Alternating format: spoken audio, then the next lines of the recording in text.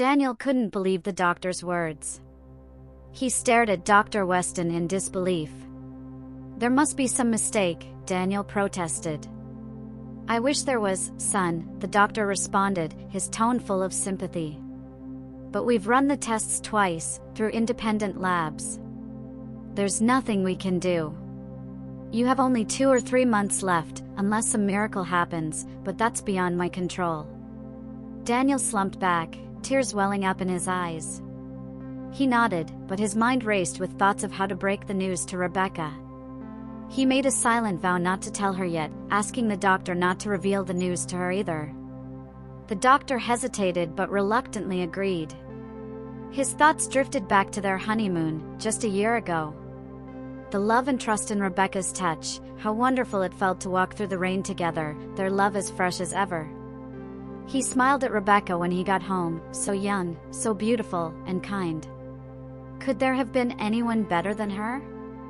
That night, as they shared an intimate moment, she asked if something was wrong. "Anything wrong?" she asked. What a joke, Daniel thought.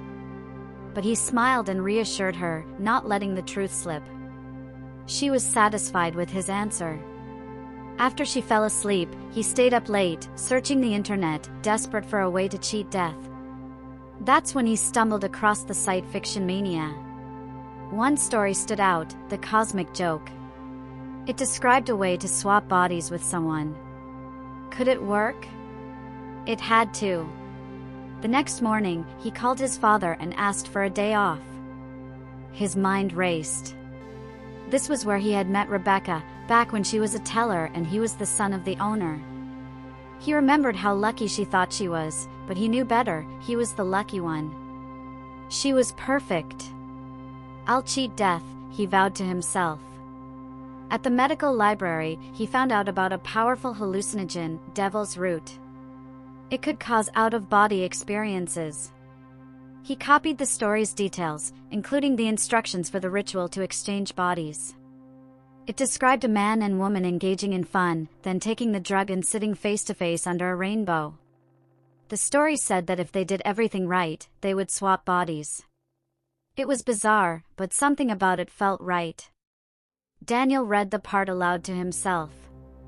There must be a man and a woman who have been intimate with each other. Okay, we've done that. Then they must both be willing. And they must take the herb called the devil's foot, about the size of a penny. After that, they need to sit heart to heart, eye to eye under a rainbow. It said that God will create a bridge between their selves, allowing them to leave their own bodies and enter the others. They will live in each other's bodies, breathe with each other's breath, and see the world through their lovers' eyes.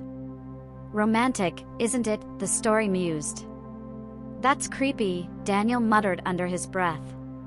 But somehow, he was convinced it would work. This was his chance to cheat death. If it didn't, he didn't even want to think about the consequences. First, he would get the drug. Money could buy anything, he knew that. Then he would convince Rebecca. She loved him and was fun-loving. She would do it, if she didn't know the truth. He would find a way to create a rainbow. And then, well, he prayed it would work. He imagined the look on the Grim Reaper's face when he failed to claim his prey. Daniel found a desperate assistant at the University Medical Research School who could get him the drug. "Miss Johnson, I'm offering you $1,000 for 30 grams of devil's root," he said. She was skeptical, but the money was too tempting. She didn't ask too many questions. A quick transaction later, Daniel had what he needed. He then hired a professor of physics to help him create a rainbow in a cave on his family's estate. He hoped his parents would never find out what he was up to. When he shared the plan with Rebecca, she smiled at him lovingly, thinking he was joking. "That sounds fun, Daniel," she laughed. "You really think you can understand me better by swapping bodies for a month?" "I bet we can do it," Daniel said, grinning. "If not, I'll clean the toilets for a week." She playfully slapped him. "You're on. I just hope it works. Then you'll find out a few things."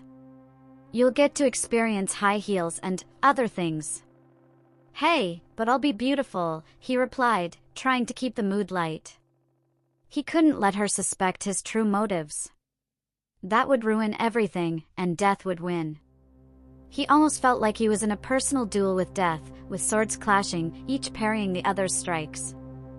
Back and forth they fought, while the stormy ocean crashed against the rocky shore. You'll soon realize that being beautiful isn't as easy as it sounds.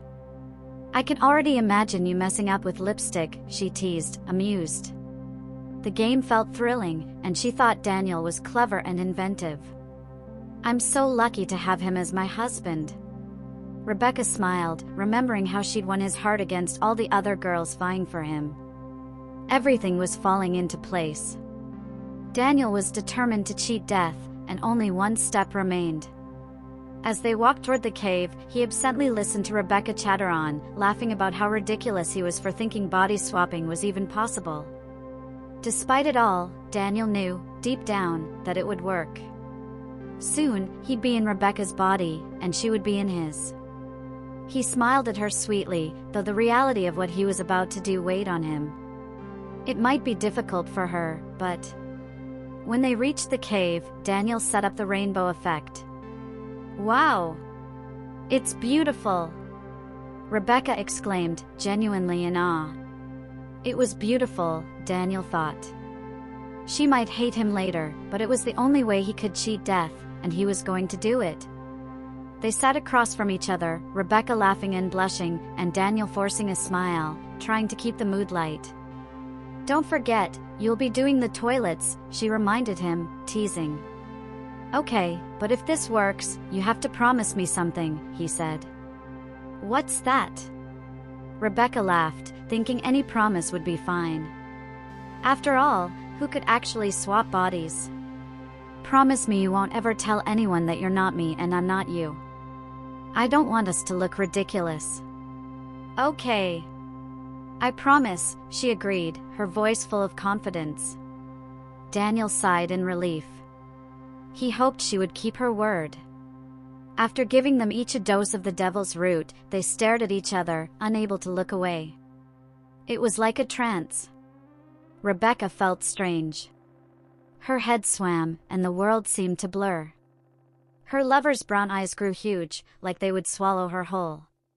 Then all she could feel was the pounding of her heart, fast and strong, echoing in her chest. There was no sight, no sound, no taste, no smell.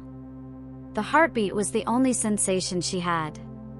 Something was wrong. Was it the drug? Could she really trust her husband?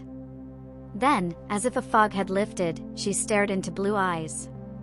Not Daniel's brown eyes, but her own, those were her eyes, not his. A sense of triumph washed over Daniel. He was staring into Rebecca's lovely blue eyes, seeing her expression on his face. He had done it, he had cheated death. Let death grind his teeth, Daniel had won. It was surreal to see his own face staring back at him, looking shocked. Poor Rebecca never thought it would work, he could hardly blame her. She was smart, too smart to believe in something like this. But he had faith, and it had worked. He wasn't going back now. Never. But now was the time to pretend. Well, Miss Know-It-All, what do you think now? Daniel said, using Rebecca's voice. It was strange, but the victory felt sweet. Unbelievable, she said in her now deep voice. Rebecca reached out, touching her own body, now with Daniel's soul inside. Maybe now you'll believe your husband, Daniel teased with Rebecca's smug expression. I'd believe you if you said up was down. Rebecca responded, hearing herself speak with what was now Daniel's voice. It was strange hearing her own beautiful face smile mischievously back at her. Was there a hint of triumph in that smile? Daniel, still in Rebecca's body, stumbled to his feet. I feel so small, he exclaimed. Rebecca staggered to her feet, accidentally bumping her head on the cave ceiling. Ouch! That hurt, she said. Want me to kiss it and make it better? Teased Daniel. Funny. Rebecca laughed, despite herself. This was going to be interesting, she thought. They headed back to the house. "I've got another surprise for you," Daniel announced with excitement. "I don't know if I can handle any more surprises," Rebecca said, looking down at her new, gorgeous body. "A week in Hawaii. At our honeymoon cottage. It's our first anniversary, remember?" Daniel said with a grin. Rebecca hugged him tightly. "That's so sweet." Then she laughed. "I wonder how you're going to like being the helpless female while I'm the strong, domineering man." Flushed with triumph, Daniel grinned. "Let's find out." He ran playfully into the house, his new sexy body drawing Rebecca's attention. Rebecca felt a rush of desire, watching the gorgeous woman run flirtatiously away. She thundered after her, amazed by the speed, power, and strength of her new body. Catching her, Rebecca laughed as she playfully struggled, then was carried upstairs to their bed. Afterward, they lay together, both thinking, "Wow. That was different, but different is good." They enjoyed their second honeymoon. The new Rebecca ensured they shared everything about their new lives. After a week, Daniel felt confident he could pass for Rebecca, and Rebecca could easily pass for Daniel. "I just hope Rebecca keeps her promise," Daniel thought, shrugging it off as he noticed the new feminine features that made him feel oddly pleased. Rebecca, in turn, found herself intrigued by the change and pulled her husband back into bed. Rebecca was happier than ever. When they returned, she couldn't help but laugh at the situation. Now Daniel had to deal with her period. Daniel, moaning and groaning, promised to be more sympathetic next time. Rebecca found it amusing. "Even my in-laws are fooled," she mused. "They think I'm their son now." At work, Rebecca took Daniel's place at the bank, and she was surprised by how well she performed as the VP. "I'm smarter than I thought," she concluded. It was funny, she thought, that Daniel had become the housewife, and now he had to clean the toilets. But even funnier was seeing the same people who had treated her poorly when she was a junior teller now fawn over her. Rebecca relished the opportunity to subtly get back at them. Still, there were moments she missed being in her own body. One day, she asked Daniel when they would switch back. At the end of the month, Daniel replied, his voice smooth as silk. "The spell requires us to stay in these bodies for a month." He brushed against her body and smiled. "I don't think you're hating this as much as you thought." Rebecca, breathing deeply, smiled and carried Daniel, her Daniel, back to their bedroom. "No, I can't say that." The night before they were supposed to switch back, Rebecca noticed Daniel had been drinking. He had dressed her former body in a beautiful evening gown and prepared a lovely meal. He even raided the Senior Johnson's wine cellar for a bottle of wine that was 3 times as old as they were. It was a romantic night, and they made love. Sunday morning, Rebecca woke up and called for Daniel, but there was no response. She searched the house, growing uneasy as she noticed most of her clothes were gone, along with 2 suitcases. Had Daniel left with her body? Why hadn't he said anything? Then, she noticed a video cassette with the label "Play Me" and a note on top. With her heart racing, Rebecca slid the tape into the VCR and hit play. What was going on? She felt a chill in her chest. Had Daniel stolen my body? Impossible. He loves me, doesn't he?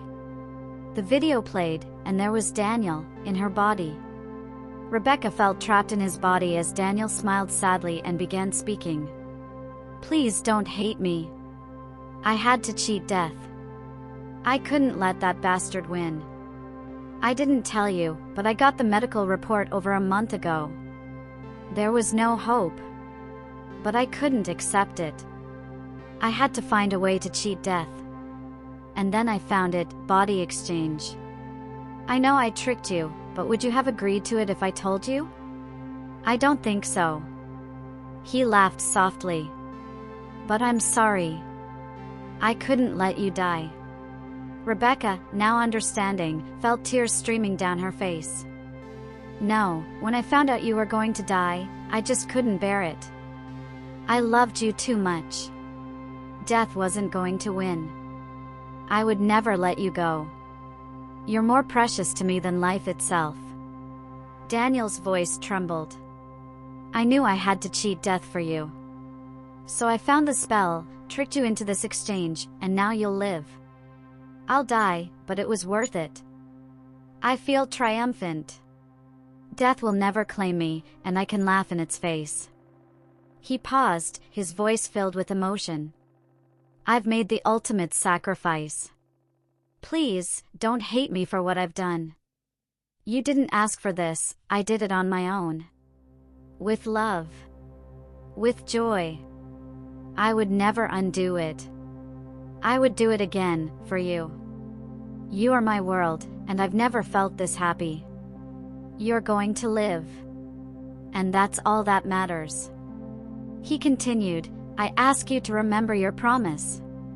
Don't tell anyone what happened, especially my parents. Please don't cause them any more pain. Accept the gift of life I've given you. And please, don't try to find me. I don't want either of us to suffer more. Let me go knowing I've won, knowing you'll live. I've left a note in your handwriting explaining that Rebecca Johnson, aware of her illness, chose to die alone so her loved ones wouldn't suffer. The medical reports are in the envelope, and everyone will believe it.